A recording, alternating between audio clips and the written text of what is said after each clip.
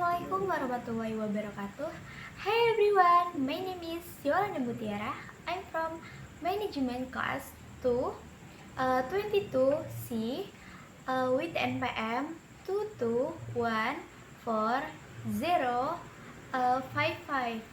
Jadi, kali ini kita akan membahas mengenai studi kelayakan bisnis. Sebelumnya, teman-teman semua pada tahu nggak sih apa yang dimaksud dengan studi kelayakan bisnis? Mari kita simak materinya. Let's go!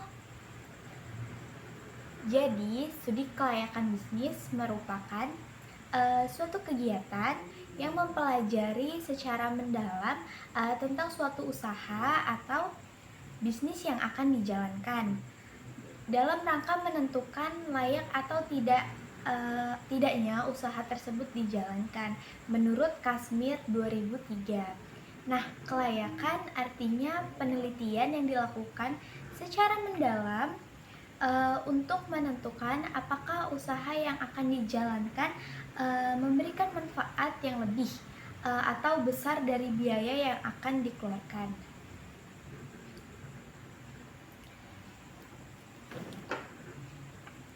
Nah, studi kelayakan bisnis menurut Thomson 2005 yaitu proses terkontrol untuk mengidentifikasi masalah dan peluang, menentukan tujuan, mendeskripsikan sesuatu, dan mendefinisikan hasil kesuksesan dan menilai besarnya biaya dan manfaat, lalu dikaitkan dengan beberapa alternatif pemecahan masalahnya. Studi ini digunakan untuk mendukung proses pengambilan keputusan berdasarkan analisanya biaya manfaat atau bisa kita sebut dengan cost benefit analysis dari bisnis aktual atau kelayakan proyek. Studi kelayakan bisnis merupakan alat analisa yang meliputi rekomendasi dan untuk membantu pengambil keputusan dalam menentukan konsep bisnis yang dapat dijalankan. Bisnis, kalian semua pasti udah tahu dong atau nggak asing dengan kata-kata bisnis. Ya, bisnis itu bisa berupa individu atau organisasi. Bisnis itu ialah yang melakukan kegiatan. Nah, bisnis sendiri itu bertujuan untuk menghasilkan laba. Bisnis dengan membuat produk atau jasa. Bisnis itu untuk memenuhi kebutuhan atau keinginan dari customer. Sementara manfaat bisnis sendiri yaitu yang pertama, untuk memperoleh keuntungan. Yang kedua, untuk membuka peluang pekerjaan. Yang ketiga yaitu manfaat ekonomi, di mana kita bisa menambah jumlah barang dan jasa. Kita bisa meningkatkan mutu produk. Kita bisa meningkatkan devisa apabila melakukan ekspor, dan kita bisa menghemat devisa dengan memproduksi dan mengkonsumsi barang dalam negeri. Tujuan studi kelayakan bisnis. Secara umum, tujuan penyusunan studi kelayakan bisnis adalah mencari jawaban atas pertanyaan-pertanyaan berikut. Nah, apakah produk yang ditawarkan marketable atau tidak? Dari sisi produksi, apakah secara teknis dapat dilakukan dan sustainable? Dari sudut pandang manajemen, apakah bisnis tersebut efektif dan efisien ditinjau dari sisi hukum? Apakah termasuk usaha yang legal atau ilegal? Nah, yang terakhir dari sisi keuangan, apakah bisnis tersebut profitable atau tidak? Jadi itu harus dipikirkan secara matang-matang.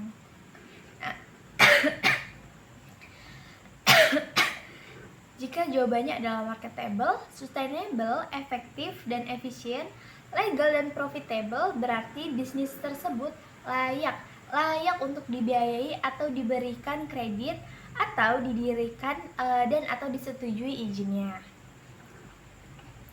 Studi kelayakan bisnis menghindari resiko kerugian. Selain itu, mempermudah perencanaan.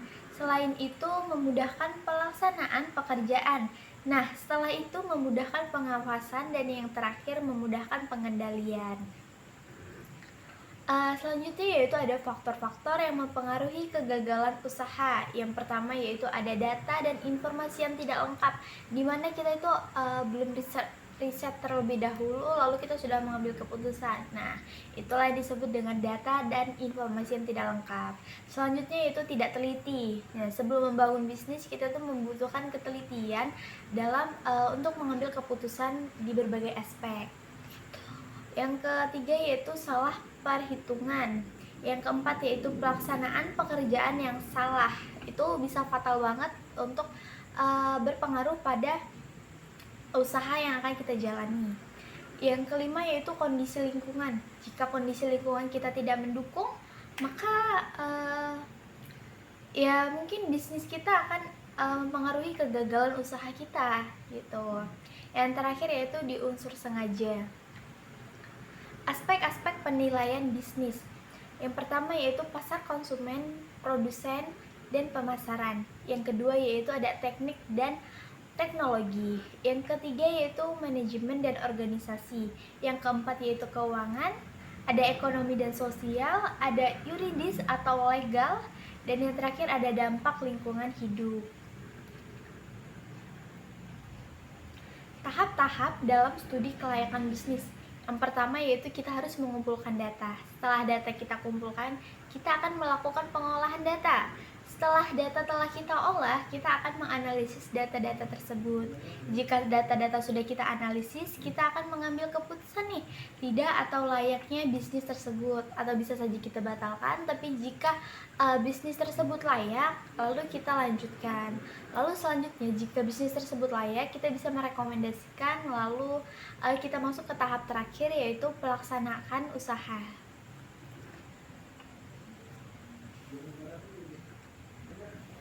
Nah, selanjutnya kita masuk ke materi yaitu studi kelayakan bisnis part 3. Selanjutnya yaitu ada aspek-aspek penilaian bisnis. Yang pertama di sini ada pasar konsumen dan produsen dan pemasaran. Yang kedua ada teknik dan teknologi. Udah deh.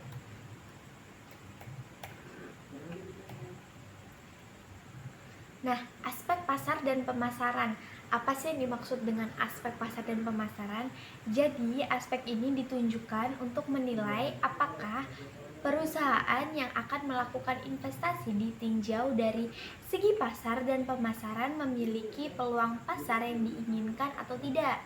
Nah, seberapa besar sih potensi pasar yang ada untuk produk yang ditawarkan dan seberapa besar market share yang dikuasai oleh para pesaing dewasa ini. Yaitu selanjutnya ada kemudian bagaimana strategi pemasaran yang akan dijalankan untuk menangkap peluang pasar yang ada. Adanya riset pasar yang dilakukan dalam aspek ini. Nah, aspek pasar dan pemasarannya itu meliputi berapa besar luas pasar, mengukur dan meramal permintaan dan penawaran, pertumbuhan permintaan, tren dan proyeksi, persaingan antar produsen, siklus hidup produk, ketergantungan usaha terhadap produsen, konsumen, sumber daya alam. Nah, aspek pasar meliputi segmenting, targeting, positioning, sikap, perilaku, dan kepuasan konsumen, strategi, kebijakan, dan program pemasaran. Lalu yang terakhir bauran pemasaran 4P. Apa sih 4P? Produk, price, place, dan promotion.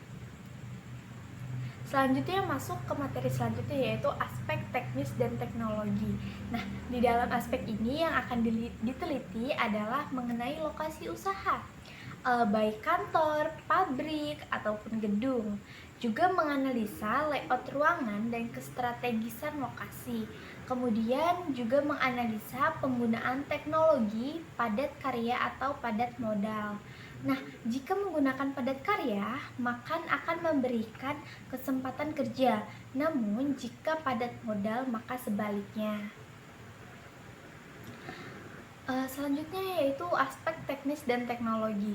Di sini ada beberapa macam aspek, yaitu ada pemilihan strategi produksi, pemilihan dan perencanaan produk yang akan diproduksi, rencana kualitas, pemilihan teknologi, rencana kapasitas produksi, manajemen persediaan, jenis teknologi, pengawasan kualitas produk, peralatan dan mesin, lokasi pabrik, layout pabrik, dan perkembangan teknologi. Nah, selanjutnya yaitu ada aspek manajemen dan organisasi. Aspek ini menilai pada pengelola usaha dan struktur organisasi yang ada. Proyek yang dijalankan akan berhasil apabila dijalankan oleh orang-orang yang profesional, mulai dari perencanaan, pelaksanaan, hingga pengendaliannya. Juga mempelajari bagaimana struktur organisasi yang dibutuhkan di tipe jenis tersebut. Selanjutnya yaitu aspek manajemen dan organisasi. Kalau ini masih berkelanjutan ternyata, yaitu masih ada bentuk badan usaha, rencana kerja, struktur organisasi, dan koordinasi, implementasi, dan controlling. Selanjutnya yaitu ada aspek keuangan. Nah, penelitian dalam aspek ini dilakukan untuk menilai biaya-biaya apa saja yang akan dikeluarkan dan seberapa banyak besar biaya-biaya yang akan dikeluarkan. Juga meneliti seberapa besar pendapatan yang akan diterima jika proyek ini dijalankan. Segi aspek keuangan masih yaitu jumlah dana yang dibutuhkan, struktur pembiayaan atau sumber, pemilihan investasi itu bisa berupa beli atau sewa, bisa merakit kerjasama. Selanjutnya itu ada IRR, NPV, payback, period versus interest rate. Selanjutnya yaitu dari aspek ekonomi dan sosial, di mana penelitian dalam aspek ekonomi adalah untuk melihat seberapa besar sih pengaruh yang ditimbulkan jika proyek ini dijalankan, dampak ekonomi apa yang dihasilkan, seperti adakah peningkatan pendapatan masyarakat yang baik, bekerja di pabrik atau di luar lokasi pabrik gitu. Dampak sosial apa sih yang dihasilkan, tersedianya sarana dan prasarana seperti jalan, jembatan, telepon, air, pendidikan, dan sarana ibadah. Nah, kalau dilihat dari aspek yuridis atau bisa disebut dengan legal, itu aspek ini membahas mengenai masalah kelengkapan keabsahan dokumen perusahaan. Nah, mulai dari bentuk, badan usaha, sampai izin-izin yang dimilikinya. Nah, keabsahan merupakan hal yang penting sebab merupakan dasar yang padat dipegang apabila di kemudian hari terjadi masalah. Nah, sementara untuk aspek dampak lingkungan yaitu merupakan analisis yang paling dibutuhkan pada saat ini. Karena apa? Karena setiap proyek yang dijalankan akan sangat besar dampaknya terhadap lingkungan di sekitarnya, baik terhadap darat, air, udara, yang pada akhirnya akan berdampak pada kehidupan manusia, binatang, dan tumbuh-tumbuhan yang ada di sekitarnya.